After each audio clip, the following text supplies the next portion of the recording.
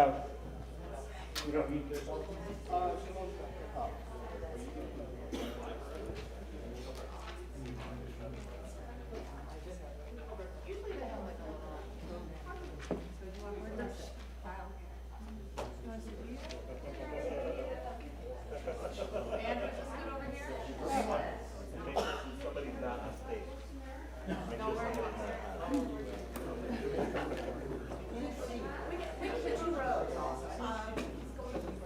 Change your outfits now, right? So, should we start?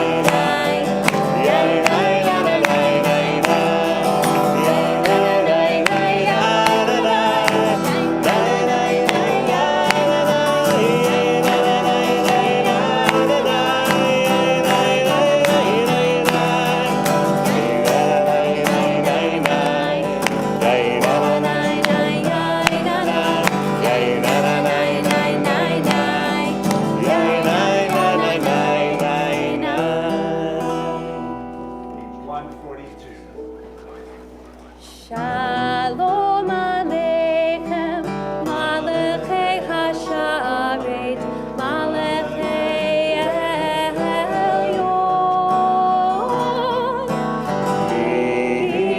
Melech, Malachei Hamalachim, HaKadosh Baruch Hu. Molechem. Molechem l'shalom, Malachei Hasharet.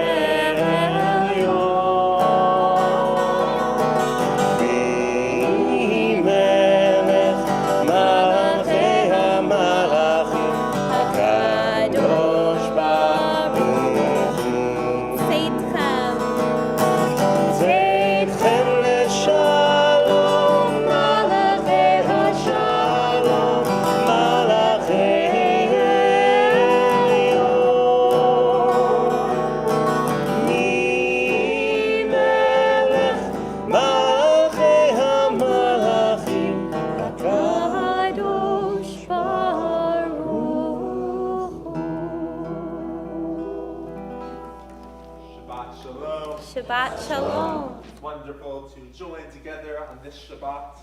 We send our regards to over 30 of our congregants who are currently in Birmingham, Alabama, this Shabbat, celebrating Shabbat with the Jewish community. Shalom, down y'all. there. Shabbat Shalom, y'all. Shabbat Shalom, y'all. Down there, we hope that they are having a wonderful trip as well. And this Shabbat, we come together for many different reasons. Just to be in community, to celebrate the end of a week, to mark a celebration, to mark recent death, but also to mark two important dates in a Jewish calendar and our Gregorian calendar. Tonight we will be honoring veterans of our community, and we have a special guest to talk about veterans and Jewish community, as well as we are marking Kristallnacht, the night of the broken glass. And at the end of our service, we'll have the opportunity for remembrance.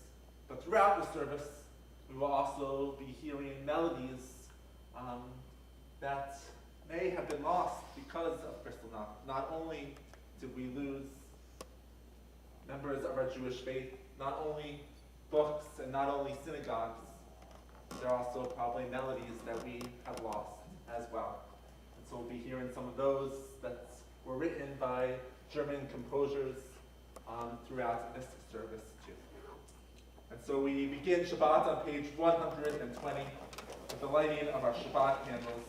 And it's my honor to invite Leah Glenn, her parents, as well as her siblings, to help us light our Shabbat candles.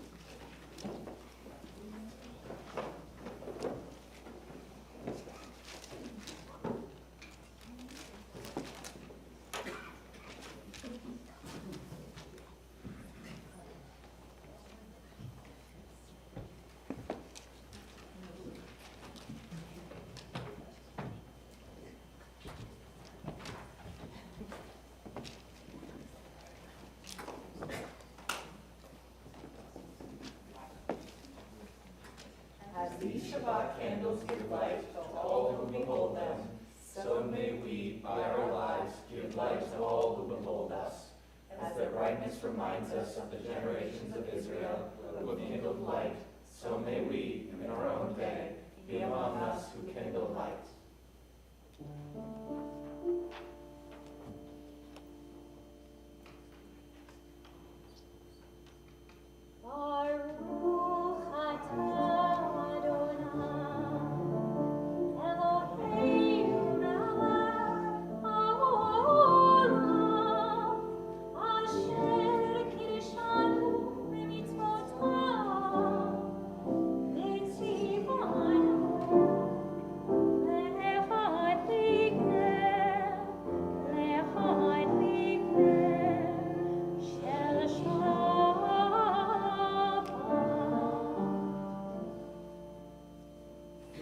The fifth time that you have lit these candles, and I think that is a record at Temple Emanu-El.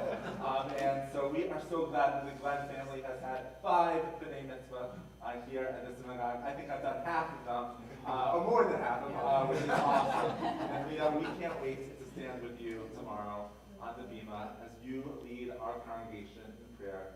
You've seen your siblings do it, but you are doing it in your own way, with your wisdom, with your brilliance, with you, by being who you are.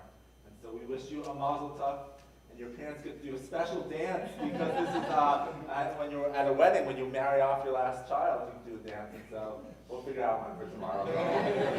Mazel tov. Thank you.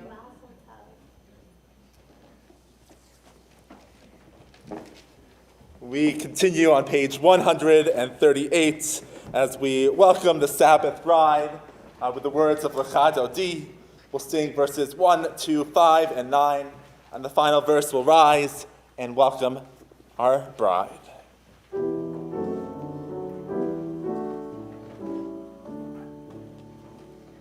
Lecha Dodi likrat chala einei Shabbat nekabela. Lecha Dodi likrat chala einei Shabbat nekabela. Shamo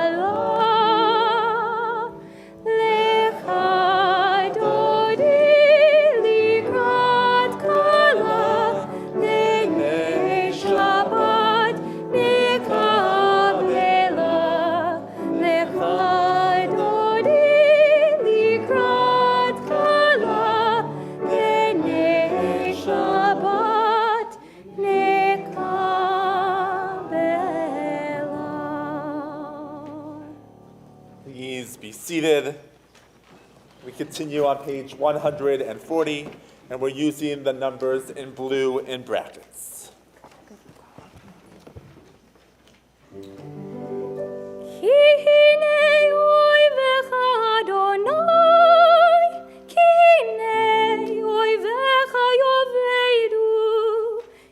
Pardu kol poalei aven, vaterem kirem karni, balati b'shemen ra'anan, vatabeteni b'shurai, bakamim alai mirim, tishma na'oznai. Tzadikatamai Yifra, ke'eres balvanun yizke, shetulim beveit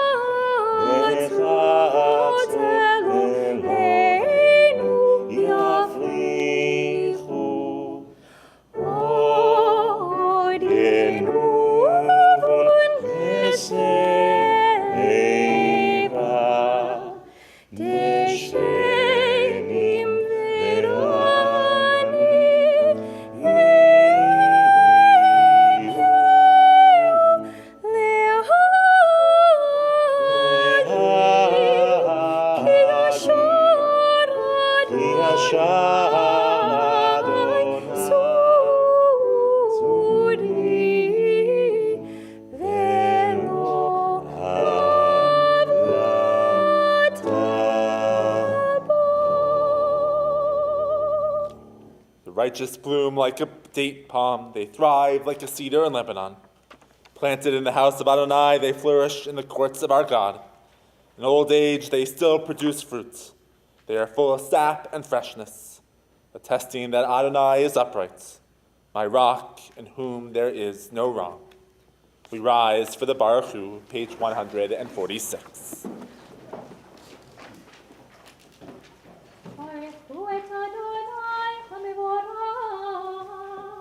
Baruch Adonai HaMevorach le'olam va'ed. Baruch Adonai HaMevorach le'olam va'ed. Baruch atah Adonai, Eloheinu melech haolam, asher bidvaro ma'ariv aravim, b'chokhmah poteach she'arim, u'bitbuna mishaneh itim, u'machalif et hazmanim, u'mesader et ha'kochavim, b'mishmerotehem barakia kirtzuno, borei yom v'layla, golel or mipnei choshech, v'choshech mipnei or, u'ma'avir yom u'mevi layla, u'mavdil ben yom u'ben layla, Adonai tziva'ot shemo, El chai v'kayam, tamid yimloch aleinu le'olam va'ed, Baruch atah Adonai, ha'ma'ariv aravim.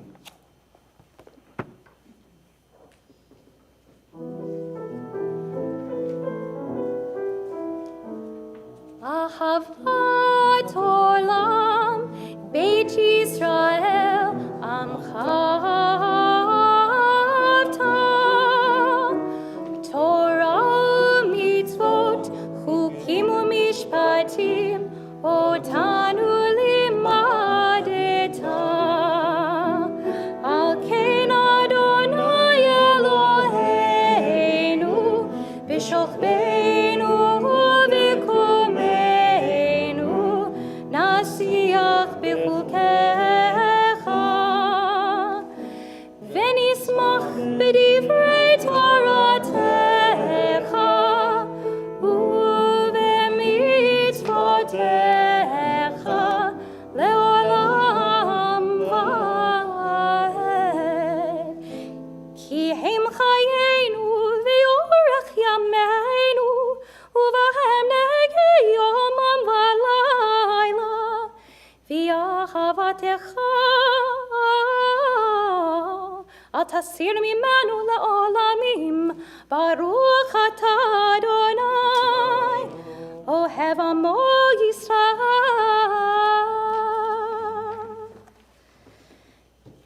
Shema Yisrael, Adonai Eloheinu, Adonai Echad, Baruch Shem Kevod Malchuto Leolam Va'ed. Please be seated. ואהבת את אדוני אלוהיך בכל לבבך ובכל נפשך ובכל מאודך, והיו הדברים האלה אשר אנוכי מצווך היום על לבביך, ושיננתם לבניך ודיברת בם בשבתך בביתך ולכתך בדרך ובשוכבך ובקומך, וקשרתם לאות על ידיך, והיו לטוטפות בין עיניך, וכתבתם על מזוזות ביתך ובשעריך, למען תזכרו ועשיתם את כל מצוותיי, והייתם קדושים לאלוהיכם. אני אדוני אלוהיכם, אשר הוצאתי אתכם מארץ מצרים, להיות לכם לאלוהים. אני אדוני אלוהיכם. אדוני אלוהיכם אמת. Continue on page 158 with the words of Micha Mocha. Who is like you, Adonai? Who is like you,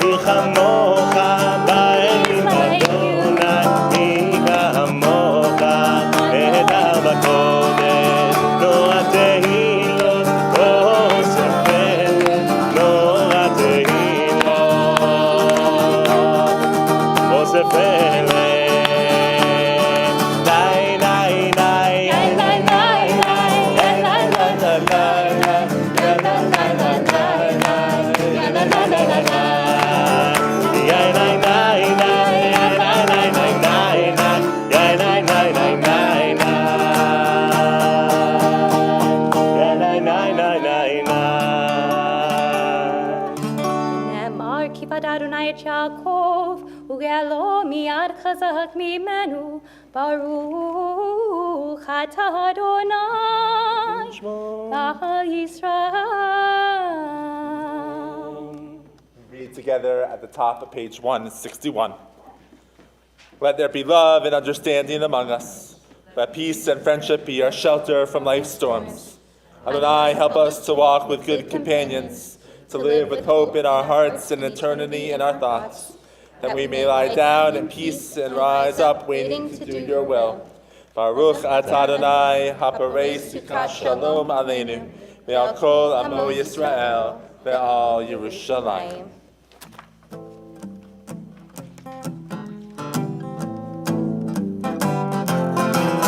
ושמרו בני ישראל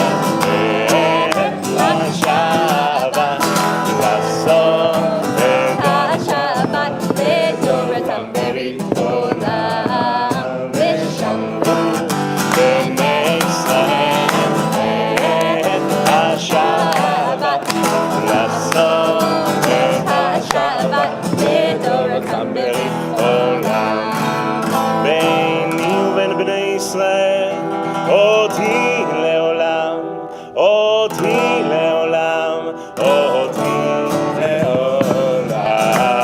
ושמרו בני ישראל את השבת, לחסום את השבת בתוכם ברית עולם. כי ששת ימים עשה אדוני, עשה אדוני את השמיים ואת הארץ, ושמרו בני ישראל את השבת, לעשות את השבת בתוכם ברית עולם. וביום השביעי שבת וינפש, שבת וינפש, שבת וינפש. ושמרו בני ישראל השבת, לעשות את השבת בתוכם ברית עולם. Bring up our bat mitzvah for tomorrow to help us lead the Amidah on page 164. Please rise.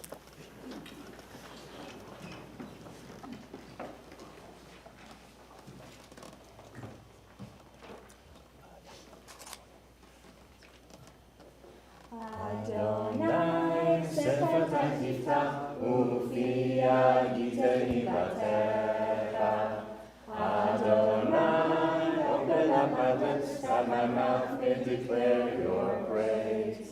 Baruch atah Adonai Eloheinu Elohei Avotenu ve'imotenu Elohei Avraham Elohei Yitzchak Elohei Yaakov Elohei Sarah Elohei Rivka Elohei Rachel Elohei Leah Ha'el Hagadol Hagibor Ha'anora El Elyon Gomer Chasadim Tovim וקונה הכל, וזוכר חסרות ואימהות, ומביא גאולה לבני בניהם, למען שמו ואהבה. מלך עוזר ומושיע ומגן, ברוך אתה אדוני, מגן אברהם ועזרת שרה. אתה גיבור לעולם אדוני, נחיה הכל השרם והושיע, משיב הרוח ומוריד השם. מכלכל חיים בחסד, מחיה הכל ברחמים רבים, סומך נופלים ורופא חולים, ומתיר אסורים, ומקיים אמונתו לשני עפר. מי כמוך בעל גבורות, ומדום מלך, מלך ממית ומחיה, ומצמיח ישועה. למען אתה החיות הכל, ברוך אתה אדוני, מחיה הכל. אתה קדוש ושמך קדוש, וקדושים בכל יום יהללו וחסלה. ברוך אתה אדוני, האל הקדוש. We continue silently, either using the words of our Siddur to page 180 or the words of your heart.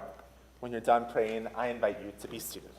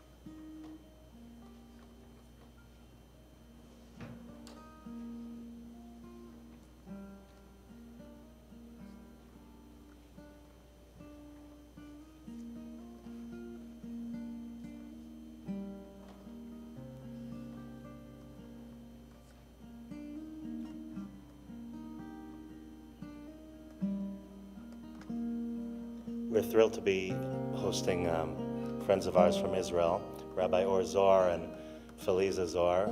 They're coming on December 2nd. And we've been introducing some of their music. And this is their setting for Yehiyu L'Ratzon and Oseh Shalom.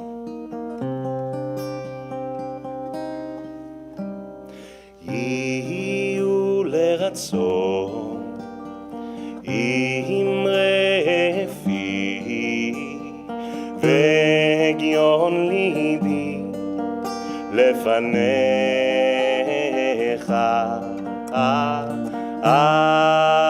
אדוני צורי וגואלי יהיו לרצון אמרי פי והגיון ליבי לפניך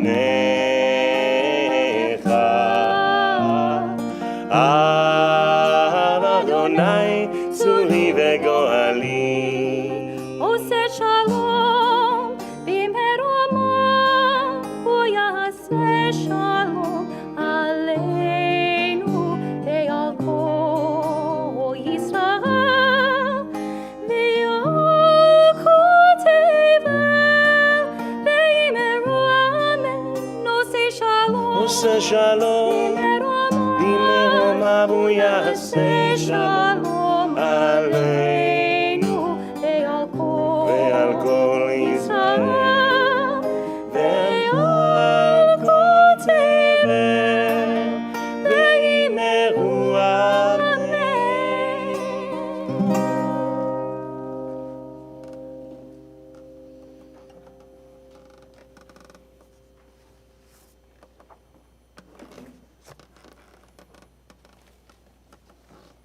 On this Shabbat, our thoughts may have turned to loved ones who need a little extra healing of mind, body, or spirit. And our synagogue community thinks of Gabby Kraft Buckman, Carol Cohen, Carol Thau, Eliezer Moshe Ben David, Rachel Lazar, Jeffrey Feldman, Howard Kessler, Toby Goldberger, Shari Barnett, Hussein Aziz, John Giardina, Summer Curter, Mark Setsis, Gloria Klein, Victor Schiff, Miriam Goslin, Betsy Dyer, Rick Keats, Tom Masella, Oliver Thomas Heffler, Rivka Shoshana Batnomi Batsheva, Tzivia Shulmit Batchava, Melvin Schlosser, Jacob Peskin, Beryl Ben Aberchan, Jane Violet Salomon, Sibra Bat Itzak Dov Berachel, and Ruth Iris Glass. If you are thinking of someone this Shabbat, I invite you to share their names.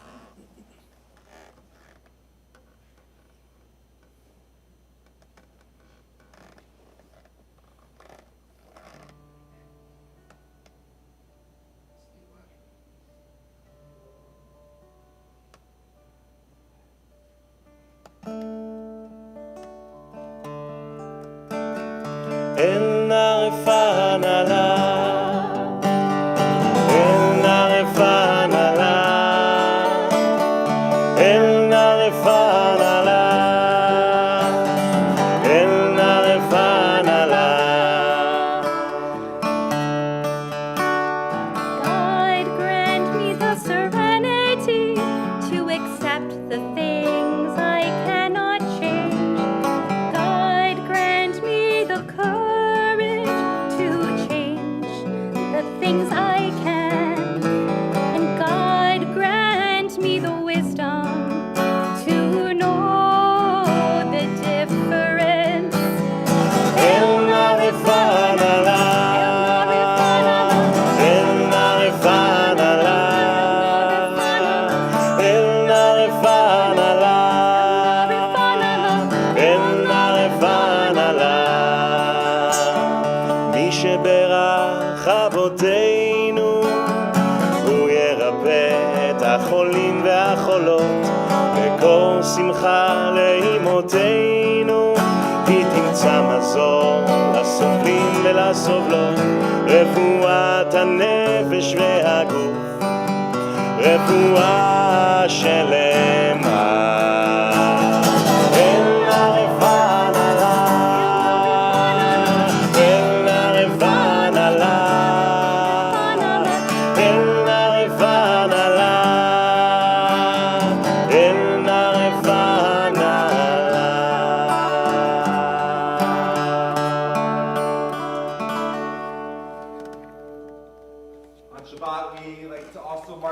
sweetness of this past week by sharing good things that may have happened to you. Maybe you went on an awesome trip. Maybe you voted for the first time. Maybe it's your birthday or anniversary. Is there any way that we can fill our Kiddush cup? No?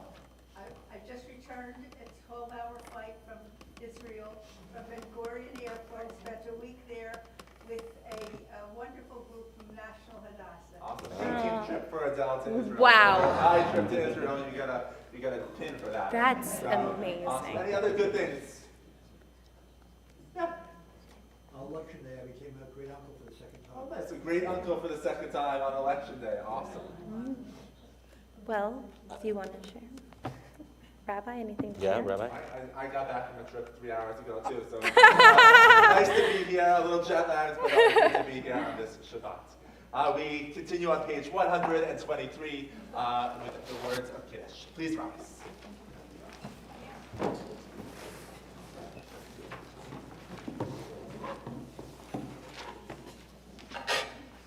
Baruch atah Adonai Eloheinu melech haolam, borei peri hagafen. Amen. Baruch atah Adonai Eloheinu melech haolam, asher kiddushanu b'mitzvotav v'ratzavanu, v'shabbat kodsho b'ahava uvratzon hinchilanu, zikaron lema'aseh v'reishi.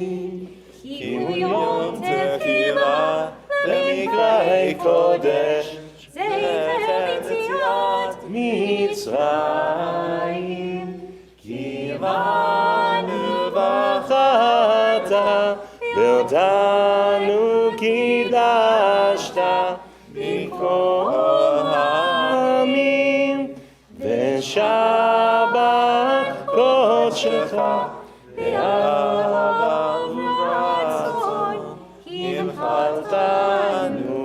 Baruch atah Adonai mekadesh hashabbat.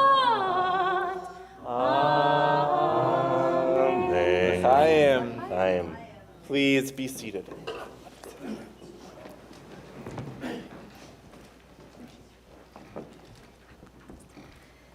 In this week's Torah portion, we have the famous words of Abraham saying, Hineni, I am here, and asked to make the ultimate sacrifice.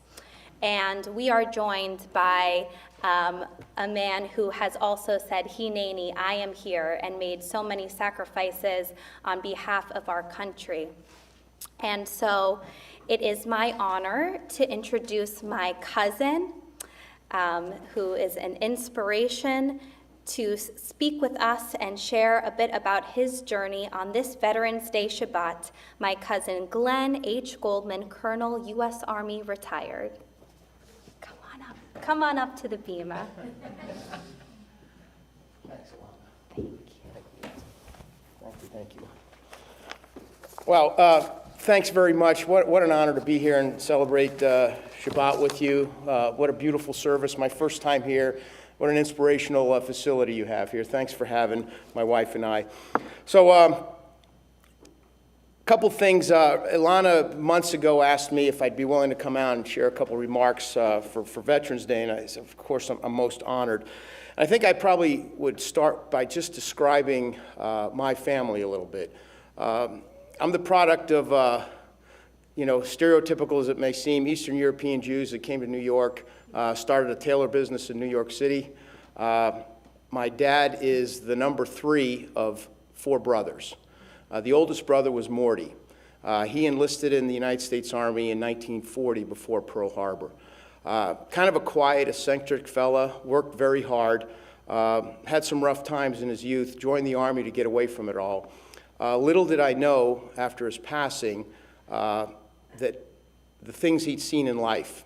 He had been part of the Guadalcanal campaign. He fought at Ryukyu Island, and he was also part of the invasion of Okinawa. Nobody in the family really knew this until his wife, Becky, my aunt, our aunt, gave me the papers that she found stashed away in some box. And then she asked, Glenn, why is this important? Why are you telling me this? And I said, because your grandson needs to know what kind of a hero his granddad was. The number 2 brother was Herbie. He was he was a loving guy, but could be kind of rough and abrasive. He joined the Navy and was a navigator on a PBY, which is a flying boat. He told some harrowing experiences of his time in World War II as well. My dad was the number 3 brother. He enlisted when he was 17, landed in France, worked his way across Austria, and then came back to the United States in 1946, joined the business for a little bit, rejoined the Army, fought in Korea, and 2 tours in Vietnam. The youngest brother, the baby in the family, Marvin, was somewhat, the way it was explained to me, jealous about the older 3 brothers. He was not able to serve in World War II and was envious of that. So when Korea rolled around, well, actually prior to that time, my father had encouraged Marvin to join the Army Reserves. So in the late 40s, Marvin was in a tank battalion in Brooklyn, New York, part of the reserves. When the Korean War happened, that tank battalion was activated. My dad went. Marvin was nowhere to be found. It was considered a little bit of a disgrace in the family. The FBI thought that he might be a deserter. They actually came to my grandfather's house. But Marvin was so concerned about missing the fight that he fraudulently enlisted in the Navy and was already off the coast of Incheon aboard the USS Wisconsin by the time that battalion in Brooklyn even made it to the boats. So Marvin was already there. Personal hero of mine. So that is the product that I come from. So my dad was kind of my role model, and I decided to follow in his footsteps and serve as well. I wanted to be like my uncles. So I decided to apply to West Point. Fortunately, I was accepted, so here's proof in the pudding. It is possible. If a guy like me, if a schlep like me can make it through, anybody can. My intent was to serve for 5 years and get out, and then I was going to write the next great American novel or make $1 million. But something happened while I was stationed in Germany on my first tour. I fell in love 2 times.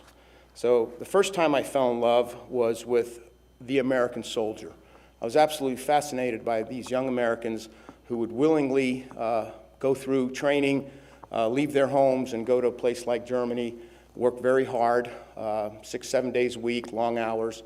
And I felt that these folks needed special kind of leadership, and I was arrogant enough to believe that with some special guidance from sergeants, with additional study, that I might actually be good at this profession. And I wanted to make sure that the right person was taking care of American soldiers. I always thought that American soldiers were among God's most noblest creatures, and they deserve the absolute best possible leadership that our country can buy or build. I thought maybe I could be part of that. So I decided to make the Army a career. The second time I fell in love is when I met my wife, Renata, who was living in Germany at the time. And so every time I thought of getting out of the Army, I reflected upon those great American young soldiers and how they should be cared for and properly led and trained. And I wanted to be part of that. So prior to that experience, I was a Jew at West Point, somewhat of a minority. They admitted in my class about 1,400 cadets. And I think about 30 or 40 of us were Jews. At that time, West Point didn't have a Jewish chapel. It's not that we didn't have a strong Jewish community, we just didn't have a chapel. They have every other chapel you can imagine at West Point, but not for the Jews. So we had our services conducted in Bartlett Hall. If you've never been to West Point, that's the chemistry building. So one of my jobs would be to show up early and move all the Bunsen burners and beakers out of the way. We didn't have a rabbi. We had a contract rabbi who would come to West Point twice a month. And in between, the Jewish war veterans of Rockland County would conduct the services. Back then, cadets were required to go to school 6 days a week. So Saturday was a work day. You got up at 6:30, went to breakfast, and you were in class at 7:30. And you stayed in class till noon. And then you went back, changed, put on your dress uniform, paraded, and then you were off around 2 or 3 in the afternoon. I had a roommate, Christopher Martin Reed Frawley. Is about as Irish Catholic as it gets. He was originally from New Rochelle, and we got along fabulously. So the first time I went to services was during Beast Barracks, and I actually just wanted to go get some air conditioning and get away from the rigors of what I was experiencing at basic training. It was a wonderful service, but what I was really interested in was the oneg. And the Jewish war vets had brought up a fine selection of pastrami and tongue and coleslaw and all that. And this was all new to me. I was a 17-year-old young kid, so I made myself a sandwich and ate it in about 15 seconds. Was still hungry, made another sandwich, and I thought of my roommate. And I said, I should bring him a sandwich. Food was strictly forbidden in the barracks. So I made a sandwich, I took it in the bathroom, and I put it down my pant leg. I went out and decided maybe my other roommate would like a sandwich as well. So I made a sandwich for him and put it down my pant leg. Finally, one of the old vets said, hey, kid, what are you doing? I said, well, my roommates, we didn't, it's not that we don't get fed, but, you know, the meals are kind of hectic. He goes, listen, do whatever you want. We'll make some sandwiches. So I couldn't carry this into the barracks. So anyways, I went back to the barracks, reeking of pastrami as I was running down the hallway, and I walked into my room and immediately stripped down, and all the food fell out, and my roommates were very happy with that. So the following, and Chris Frawley particularly said, you know, you Jews got it going on. I'm Catholic, and all they do is give us Hawaiian punch and 2 Oreo cookies. So now we're in the academic year. I'm not doing so well in calculus, and I actually have calculus class on Saturday, and Chris says, hey, Goldman, you going to services tonight? I'm like, no, I'm failing calculus. I need to study. And he says, you need to go to services.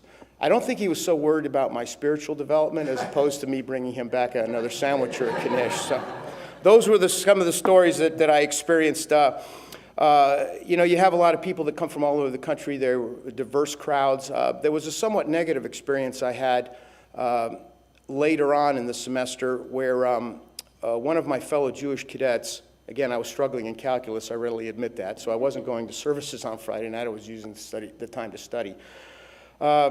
I hadn't been to services for, I guess, about a month, and my classmate said, hey, Glenn, you know, we miss you at services, you should come.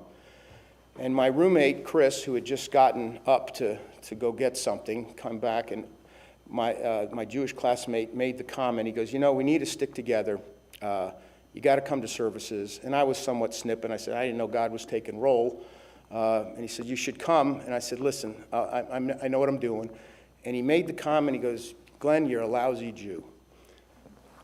My Irish Catholic roommate didn't know that this was a Jewish classmate of mine, and all he heard was the last part of the conversation was, Glenn, you're a lousy Jew. Chris reacted violently, put the guy on the ground, and I had to say, hey, it's okay, Chris. And he was, nobody calls Goldman a lousy Jew. I'm his roommate. I have that authority. You don't. So this relationship has gone on now, and I talk about this relationship because I need you to understand the bond that soldiers have. Chris Frawley and I, we have spoken probably every month for 40 years. I managed to figure out how to call him from Iraq to make sure he was doing okay. So now, another vignette of being a soldier. I was privileged to be part of the 82nd Airborne Division back in the early 90s when we were deployed for Desert Shield to defend the oil fields in Kuwait. So I was among the first to be there with all my soldiers. And when the war actually started and it went from Desert Shield to Desert Storm, we were actually going to cross into Iraq. And I had some of my soldiers that were very concerned about me because my uniform said Goldman. And they said, hey, sir, you know, we're going to look after you, but we really don't want you to go into the fight with your name tag, Goldman, on your uniform. It's very evident that you're Jewish. And I said, number one, guys, I don't plan on being captured, and if so, certainly not alive. But I was so touched because they actually made me a name tag that I still have, and it was Mac Goldman. They said, just tape this over your name tag, and everybody will think you're Irish like the rest of us, and it'll be just fine. Years later, I was privileged to be a battalion commander at Fort Sill, Oklahoma. The name of the unit was the 2nd Battalion, 2nd Field Artillery. Very unique unit in the Army. So I showed up, and as a new commander, I want to get to know my people. So the first person I asked, I says, bring me the XO, the executive officer, my second in command. Bring me the sergeant major, the senior enlisted advisor, and I said, bring me the chaplain. Those are the people I want to meet. So I met the XO, I met the sergeant major, and then the deputy said, hey, sir, we don't have a chaplain. I said, well, what do you mean we don't have a chaplain? Sir, we haven't had a chaplain here in 13 months. And I considered a chaplain to be a very important staff officer. So I started, that's unsatisfactory, how come we don't have one? Well, every time somebody is slated to come to our unit, he is diverted to another unit. So I said, well, that stops right here. So I went to the senior chaplain on post who outranked me, Chaplain Whiz Broom, Southern Baptist. And I called him and I said, sir, I understand there hasn't been a chaplain in my outfit for 13 months. I need your help in solving that. You need to call the Pentagon or whoever, but I need a chaplain. And he says, okay, Colonel, I'll help you out. In the meantime, I said, I want another chaplain to help my soldiers. Now, you have to understand in the Army, it doesn't matter what religion you are, a chaplain is provided to every battalion. A battalion is about 500 soldiers. And this chaplain will either provide or perform the services, and there's subtle difference. So if I'm a Catholic priest, I can perform the services. But if I have Protestant soldiers, I will provide them by linking them up with another chaplain. And so that's kind of how everybody shares chaplains. So the chaplain they assigned me was a fellow by the name of Matt Goff, who was Church of Christ. He and I served together in Alaska, and I knew him by reputation. And I said, Matt, we need to have an arrangement. I need you to cover down on my soldiers for counseling, morale, whatever problems they might have that they wouldn't want to bring to a commander. And he was glad to do that. I said, sir, no problem. I'll be here Tuesday mornings and all day Thursday. I said, that's great. That's enough. So I asked him, I said, hey, Matt, where's my real chaplain? He goes, oh, the Army has recruited a new chaplain. He's going through training. I said, great. Next week would come by. I said, how's that chaplain I'm supposed to get? Sir, he's doing fine. You're going to like him. Okay? Whatever that means. So he kept touting how much I'm going to like this chaplain. I said, hey, he's passed his tests. He's passed all his physical. He's very fit. He runs very fast, can do a lot of push-ups. You're going to like him. When's he coming? Well, he's coming next month. And so one day, Chaplain Goff was in my office. Hey, not that it matters, but what flavor is the guy? And he goes, what do you mean? I said, am I getting a priest, a reverend? You know, what are you sending me? He goes, sir, you're going to like him. And I started getting a little testy with him. I said, really, stop leading me on. I need to know what I'm getting. He goes, sir, you're getting a rabbi. I about lost my mind. Because of the minority of Jews in the Army, I thought this was, okay, Goldman, we'll stick him with the rabbi. And at that time, there were only 9 rabbis in the Army. So why am I getting one? And we were literally located on the other side of the tracks. So I immediately called Colonel Broom. And I said, hey, sir, do you think this is funny? Why am I getting stuck with a rabbi? And he said, no, Glenn, he's literally luck of the draw. Why? Is it a problem? He didn't even know that I was Jewish. I said, sir, Goldman, it's kind of a blah, blah, it's kind of a big signal.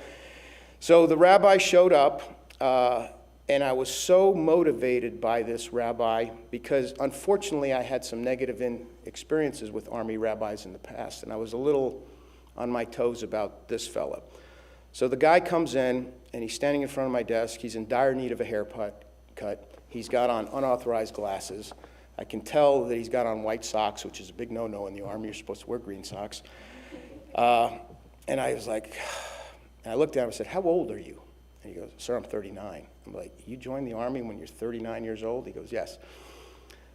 He immigrated from Germany to join the United States Army based on what happened in 9/11, and he was a big American file, if you will. He admired America for our diversity, our ability to get along. We're not perfect, but by and large, when you compare it to Europe, we're far along. And the fact that different religions, different ethnicities could get along in the Army, and he wanted to be part of that. And when he told me that, I was completely disarmed. And I said, okay, no problem. We're going to get along just fine. I said, we have an office for you, but my policy is I want the chaplain to be where the soldiers are. I don't want you hiding out in the office. And right now, the soldiers are in the motor pool, and I need you to go there. And he said, sir, I can't do that. And I said, okay, here we go. And this guy, he's already bucking the system. I just gave him an order, and he refused to carry it out. I said, you need to go to the motor pool. He said, I can't do that. And I said, why not? He goes, sir, I'm not prepared. I said, what do you mean you're not prepared? He said, I did not bring my swimming trunks. I said, okay, the motor pool is not where we go swimming. That's actually where we park our vehicles and our howitzers. Oh, well, in that case, I can go. So anyway, little vignettes along that time. So meanwhile, he wanted to serve just like I did for a short period of time, but I convinced him to stay in the Army because soldiers need him, and I'm pleased to report that about 6 months ago, he had crested 22 years of service and was promoted to lieutenant colonel. He's now the second senior ranking Jewish officer in the Army. And these are the types of relationships that I experienced in my time in the Army. You know, I can't really say there was any anti-Semitism. I was always well taken care of. My soldiers always looked out for me as I tried to look out for them, trying to put that Torah teaching of using the golden rule to work. It certainly worked for me. I could go on, but I don't want to bore you, but I just want to tell you what a privilege and honor it is to be here, specifically on Veterans Day. And Cantor Alana, my cousin, when I asked her, how should I prepare, what do you want me to talk about? She goes, well, just share some vignettes and experiences. She goes, but you might want to add what we could do to support veterans. And I said, oh, well, that's great. So this might sound a little harsh, but it is my opinion, and my opinion only. So Veterans Day, I think, is an amazing holiday. It's not something where, you know, I think a veteran should get a free cup of coffee at Dunkin' Donuts or be pitied or be celebrated, but just something that we should be aware of. So I guess what I could say is I was a little, when I was in uniform, you walk through the airport and you know, have people come up and say, hey, thanks for your service. I know a lot of times it's very sincere and they meant it, but a lot of times I felt what they were really saying is, I'm glad it's you and not my kid. And so I was always a little offended by that because, well, hey, I said thanks to a vet today, I'm good to go. I don't have to do anything else. So here's my charge to you. If you want to help a vet, I think you ought to understand and appreciate history. Don't be like my Aunt Becky and not understand what her husband did in World War I and share it with her grandson. I have so many friends, one of which is Tom Kennedy, who was killed in action in August of 2012, that I tell his story all the time so he's not forgotten. I think that Americans have kind of perhaps lost their way, and this is not meant to be a lecture, but if you want to help a veteran, understand the battles they were in, what the battles did. And unfortunately, I'm a little jaded because a lot of my friends fought in Afghanistan, and I now kind of question for what.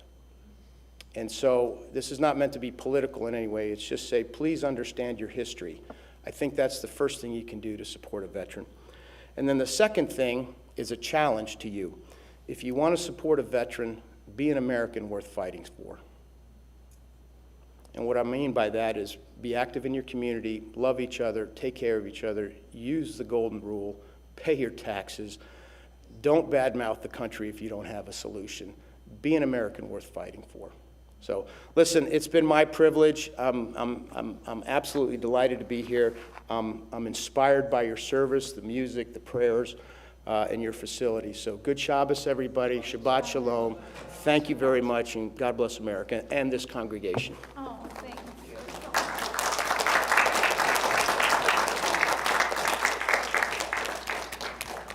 Thank you so much, my dear cousin.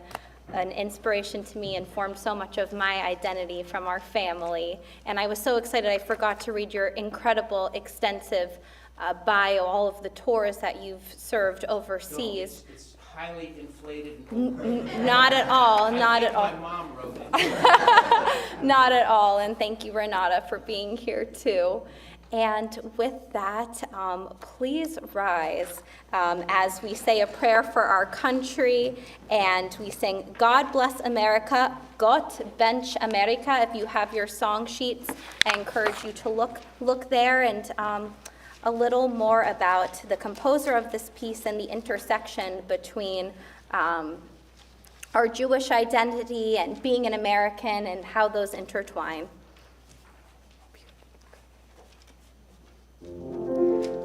While the storm clouds gather far across the sea, let us swear allegiance to a land that's free.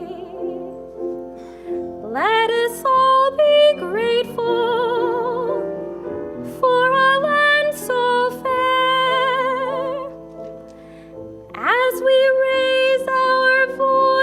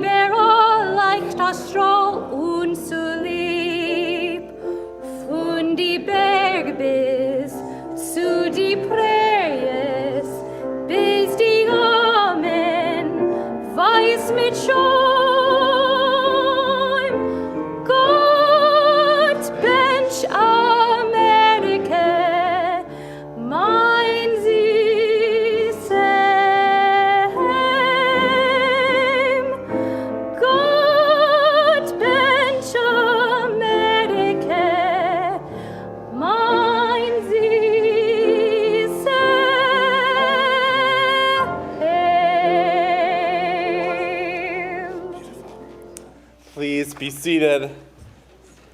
But I do invite our veterans in our congregation tonight to rise so we can acknowledge you as well. And we offer a prayer.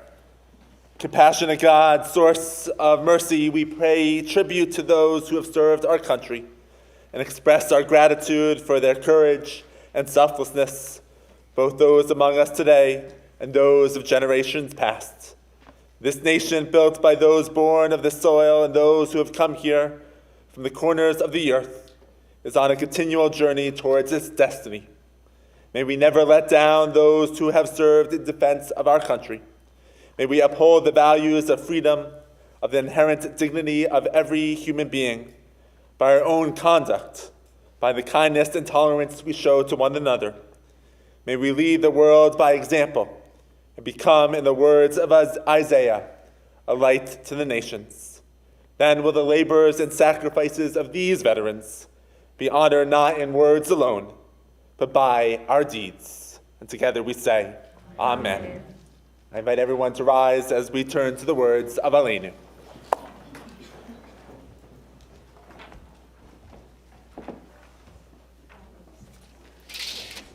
עלינו לשבח לאדון הכל, לתת גדולה ליוצר בראשית, שלא עשנו כגויי הארצות, ולא שמנו כמשפחות האדמה, שלא שם חלקנו כהם, וגורלנו ככל המונם, ואנחנו קוראים ומשתחווים ומודים לפני מלך מלכי המלכים הקדוש ברוך הוא, ונאמר והיה אדוני למלך על כל הארץ ביום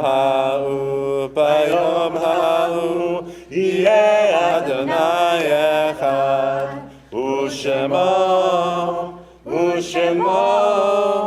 ושמו אחד. Please be seated. As we turn to the words of Mourner's Kaddish, we also mark the memory of Kristallnacht.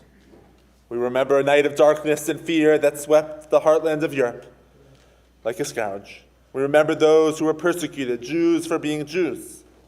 We remember those who spoke out, brave souls who tried to save a world.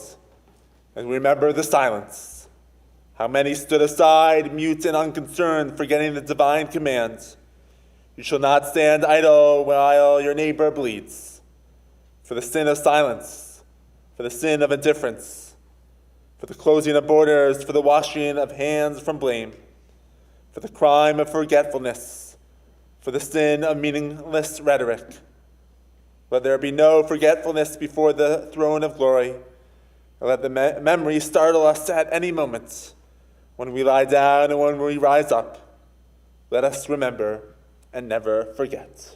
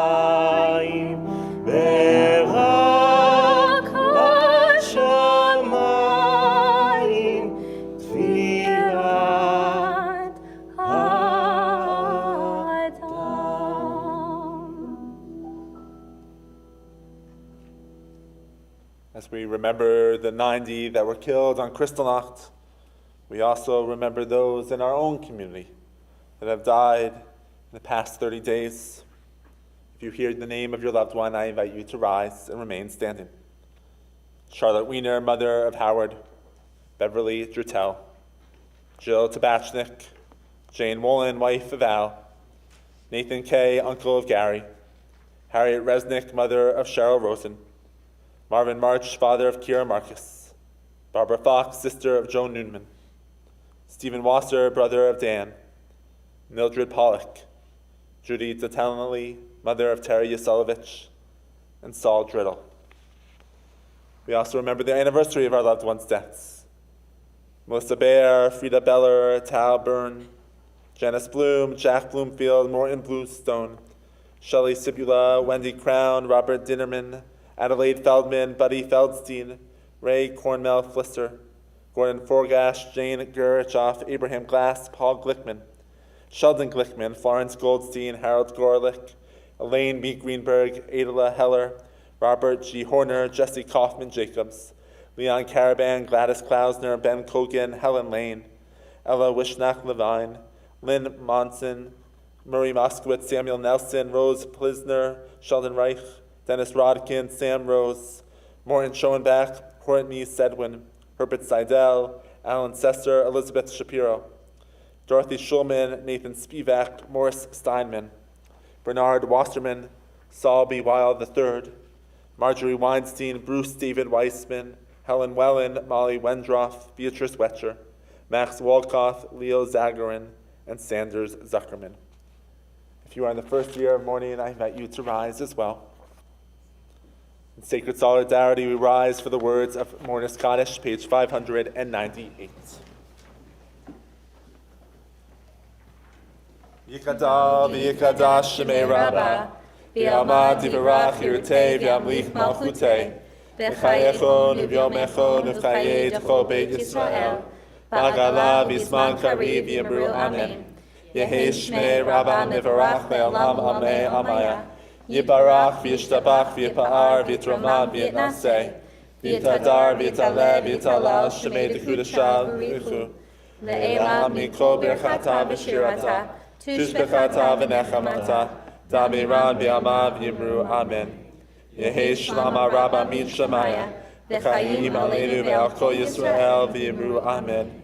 Osei shalom b'bramav, huya asei shalom, aleinu ve'al kol Yisrael v'yimru amen. May the one who creates harmony and high bring peace to us and all who mourn, and comfort the bereaved, as together we say, Amen. Please be seated. Thank you again, Colonel Goldman, for joining us today and on this special Shabbat. Tomorrow we continue Shabbat with 9 o'clock Simchat Shabbat services. Please join us. And then while there was an election here this past week, there was an election in Israel a couple weeks ago. On Tuesday at 8 o'clock, we will be joined by Rabbi Josh Weinberg of Arza to give us a little bit of a debriefing about the election that happened in Israel. And then on Sunday... On Zoom. On Zoom. It's all on Zoom. Please join us. And then a week from Sunday, we kick off our writing of our Torah for the very first, the first time we'll come together as we begin writing a Torah as a community. That's at 9:45 here in the sanctuary. We hope that you can join us as we celebrate Torah all together. Our closing song on page 626, Ein Kelohenu.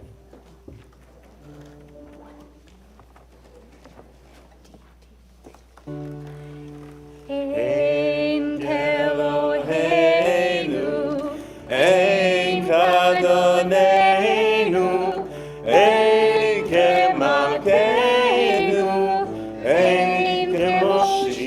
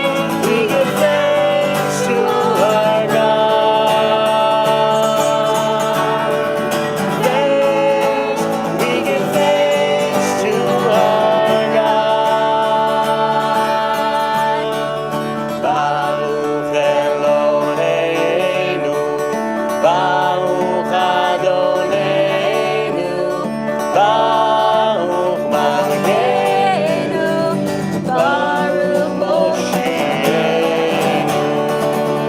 Blessed, blessed, blessed is our God. Blessed, blessed is our God. Adamu Eloheinu, Adamu Adonenu, Adamu Malkeinu, Adamu Moshiach.